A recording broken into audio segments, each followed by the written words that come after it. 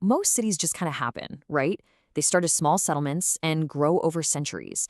But some cities, they're different. They're born in a single, massive, explosive moment.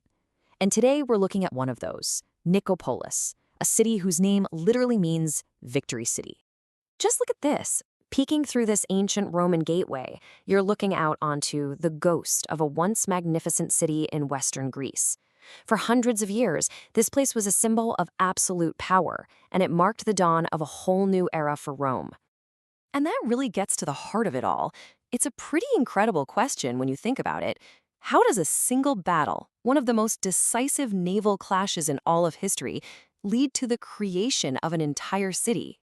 Well, to answer that, we have to rewind. We have to go back to a conflict that was, for all the marbles, the future of the entire Roman world. Okay, so this whole epic struggle basically boils down to two men. On the left, you've got the brilliant, charismatic general Mark Antony, and on the right, you've got the cold, calculating heir of Julius Caesar, a guy named Octavian. These were the last two giants standing after years and years of brutal civil war. Now this is where Octavian gets really, really smart. He manages to get his hands on Antony's will and reveals this bombshell. Antony wants to be buried not in Rome, but in Egypt, with his lover, Queen Cleopatra. The propaganda was just genius. All of a sudden, this isn't a Roman fighting another Roman anymore. Oh no, this is Rome itself fighting a foreign queen who, he claimed, wanted to drag the capital of their world all the way to the Nile. And it all came to a head right here, at the naval Battle of Actium in 31 BCE. Off the coast of Greece, Octavian's fleet, led by his amazing general Agrippa, cornered and just absolutely crushed the combined navies of Antony and Cleopatra.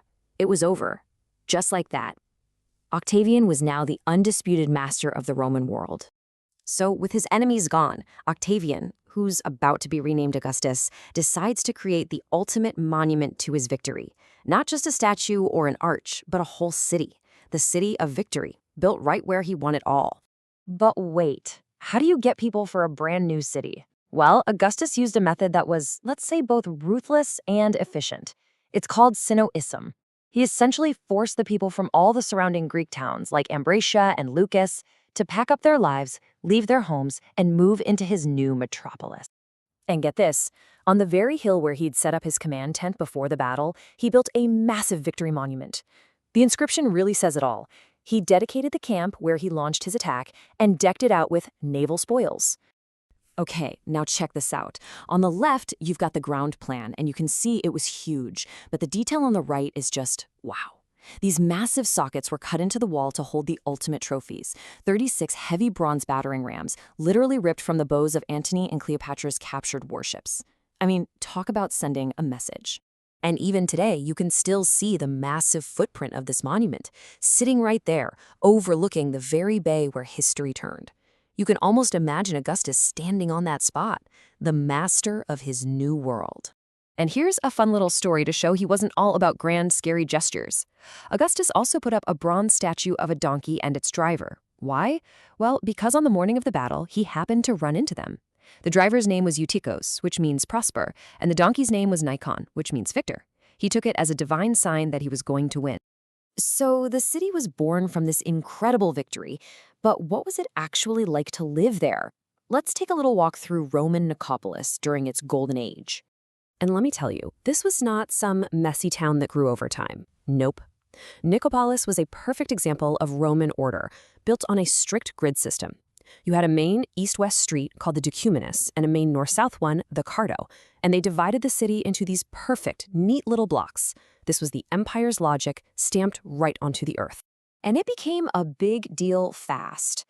Over the next 100 years or so, you had the emperor's heir, Germanicus, stopping by for a visit. You had the emperor Nero himself showing up to compete in the Actian Games. It became a famous center for Stoic philosophy, and eventually Emperor Trajan made it the capital of the entire province. And to support that kind of status, the city had all the bells and whistles of Roman life.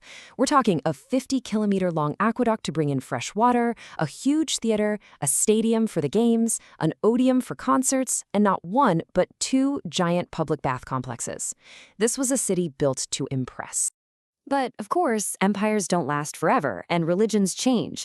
So now we're going to see how Nicopolis completely transformed as the Roman world slowly gave way to a new faith and a much more dangerous reality. This comparison right here tells you everything. On the left, you see the original Roman city, sprawling, open, confident. On the right, that's the later Christian city. After barbarian invasions and other crises rocked the empire, the city had to shrink, pulling back behind smaller, much more defensive walls. And if you look closely at how they built these new walls, see all those carved blocks and pieces of columns just kind of jammed in there with the other stones? That's called spolia. It's recycled building material. They were being pragmatic. They just dismantled the grand old Roman monuments that were now outside the new city limits and used the pieces to build their defenses. The whole focus of life in the city also changed, big time. Instead of temples to Roman gods, incredible Christian basilicas became the new heart of the city. This amazing reconstruction shows what's called Basilica A, just one of several huge churches that came to dominate the new skyline, serving a powerful and wealthy Christian community. The city became a really important religious center, led by influential people like Bishop Alcuin. He was a major player in the theological debates of his time, which just proves that even in its smaller, more defensive state, Nicopolis was still a city that mattered. It was just playing a very different game now. All right, so from a pagan victory monument to a Christian capital, what does this incredible journey leave behind for us? Let's listen to the final echoes in the ruins. And here we are, right back in the present day.